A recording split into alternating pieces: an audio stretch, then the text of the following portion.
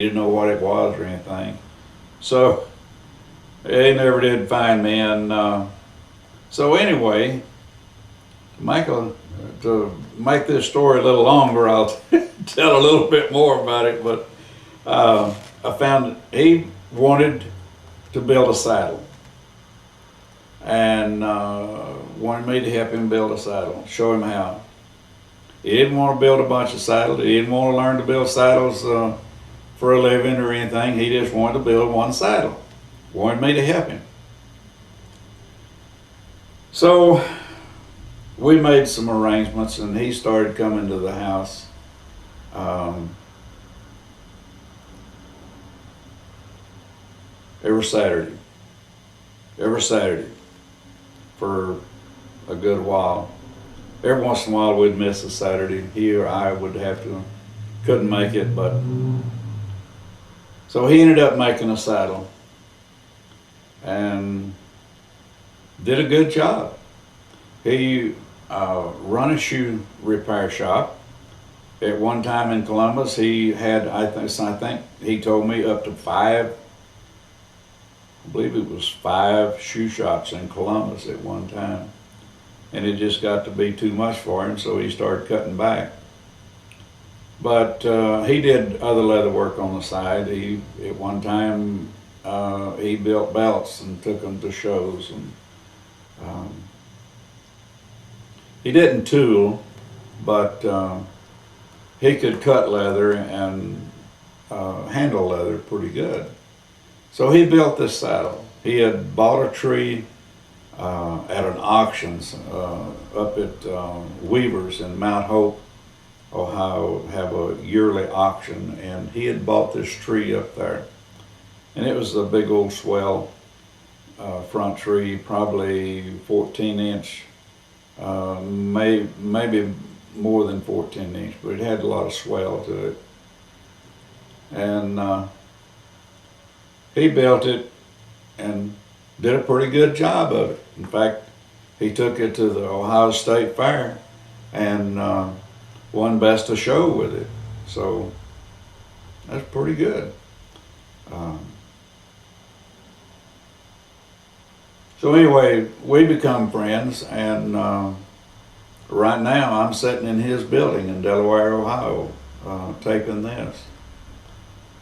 He bought this building, and I helped him a little bit fixing it up. And so after we got it done, well, he wanted me to move my, at that time I was building saddles in my basement, and he wanted me to move my shop up here and asked me to. And so I thought about it and thought about it and thought about it and thought about it and thought about it, and finally decided, okay, I'll do that. And we'd done it. I worked up here for, I don't know, 2 or 3 years, something like that, and had a heart attack, and so that slowed me down a little bit.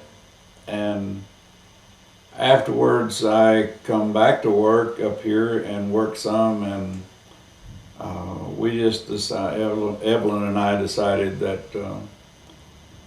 I didn't need to be up here by myself without somebody around until I got things straightened. My heart got built back up and everything. So we moved the shop back to the basement in the apartment where we live. And right now I have a saddle student, and Doug graciously let us do the teaching up here in his building. And so I'm working up here in Delaware occasionally again, and it's a good place if I want to get out of the house. I can come up here and goof off a little bit, do a little work, play around, maybe even take a nap or two.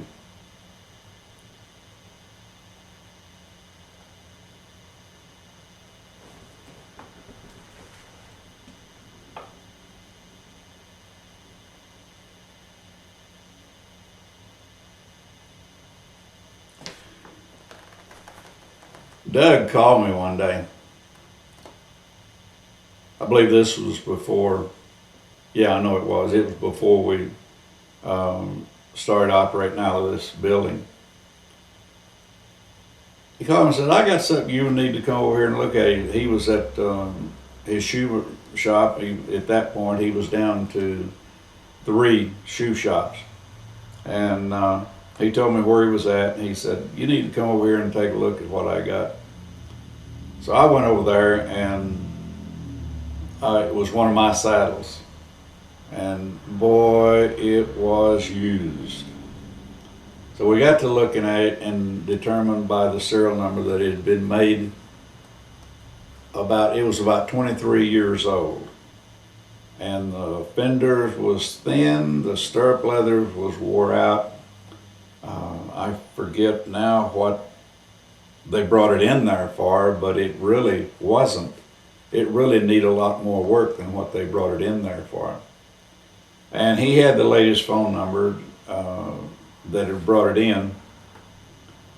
And so I called her and told her who I was, and told her that the guy that she had took it to get it repaired had called me. I was a friend of his, and he called me, and I went over and looked at it.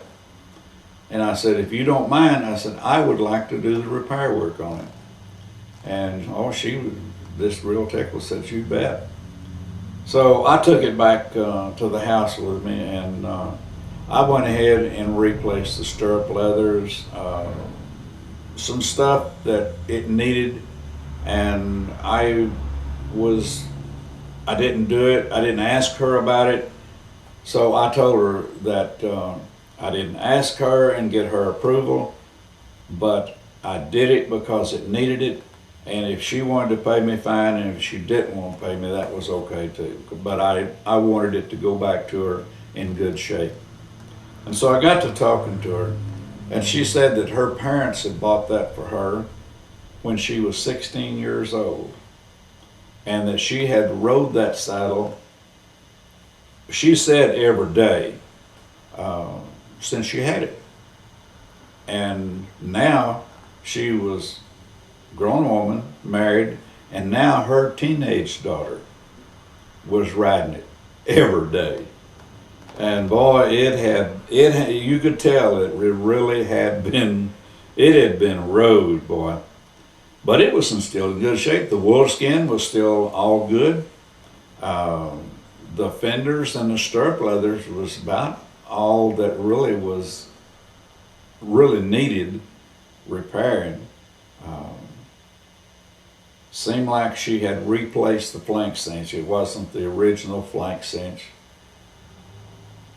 It was original billets, and I'm sure that she had replaced the tie straps. I don't know, I didn't notice, but I'm sure that she had replaced those. But it was still in good shape, still going after 23 years.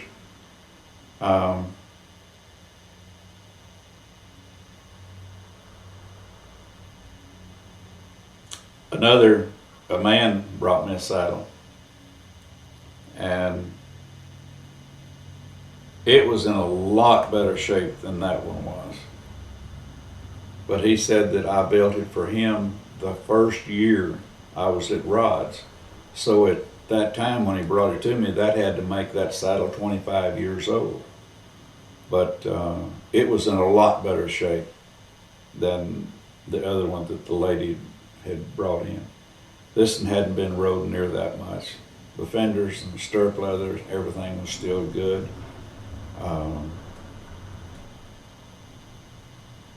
Even the seat wasn't worn. It had a rough out padded seat, and even the seat wasn't worn that much. It had been really taken care of. He had took care of it.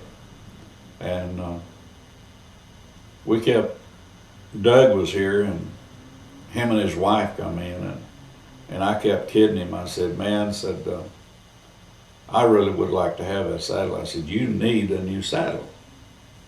And I wanted that saddle back. I wanted to keep it. But he wouldn't turn loose of it. So I kidding his wife, I said, when he kicks the bucket, I want that saddle. uh, she never would say one way or the other, but I would like to have that saddle and just to keep. Um, Chuck Smith has still got a saddle I made for him, and it has to be, I don't know, over 20 years old. I don't know for sure because I made, back then I made him 3 or 4 saddles, so I'm not sure which one that he still got.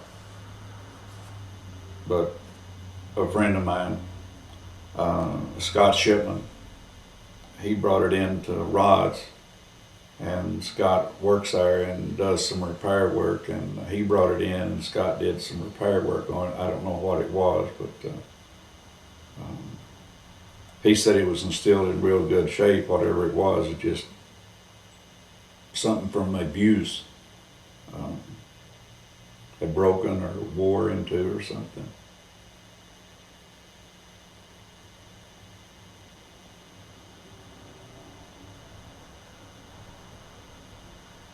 I've saw 2 or 3 of my old saddles, and I've talked to some of my old customers. When I moved back to Mineral Wells from Columbus that time, I was building saddles for Ron McCain, and he was reselling them. And he called me. Oh, I'd been back building saddles for Rod's about maybe a year, and he called me one day and he said, I finally found you. He said, I've been hunting you, and he said, I need another saddle. And I said, okay, we'll fix you up.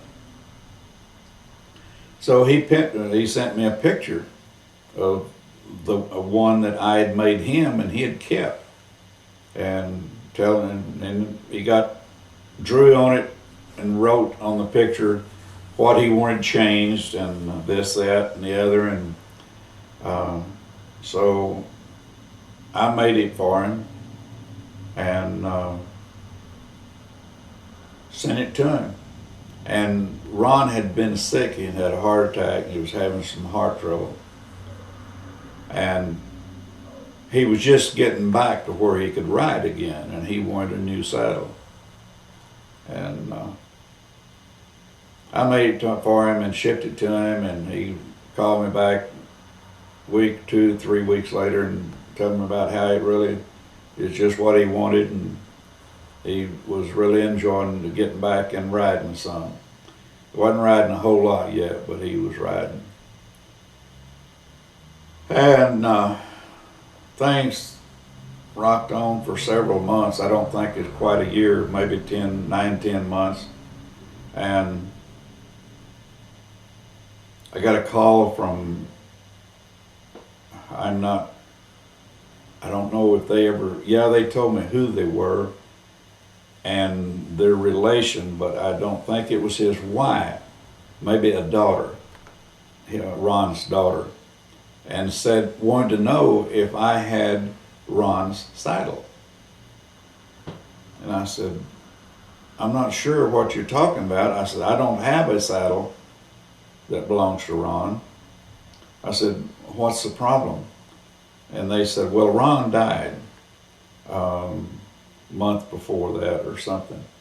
And said, we're trying to gather up all of his stuff, and says, we can't find his saddle. I said, well, what saddle are you talking about? And he said, well, the one he had Salome. And said, somebody thought that he had sent it to you to have it repaired or something. And I said, no. I said, I built him another saddle. I said, he sent me pictures of that one and wanted another one built similar. And I said, I built it for him and sent it to him. But he never sent his old saddle to me. And she said, well, we can't find it. And he had told me that it was he owned a tire store, sold automobile tires. And he had told me that that's where he had had it stored for years, there at the store. And so probably, I told her that. I told her, I said, well, he told me that he kept it at the store.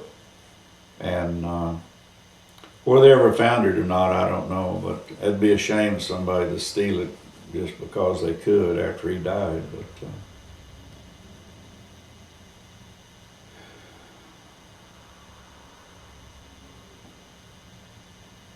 I don't know, I probably built 20 or 30 for Ron over 3-4 year period. He would, sometimes I'd make him one, send it to him, and he'd write it for a while and then sell it. And some of them he'd sell new. But he knew a lot of people, I guess. He lived down in West Virginia. And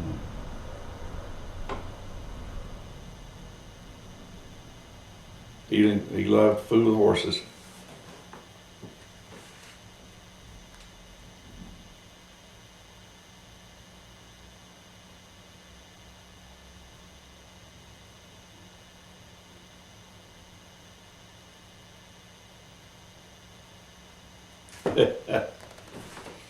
I told you Doug was a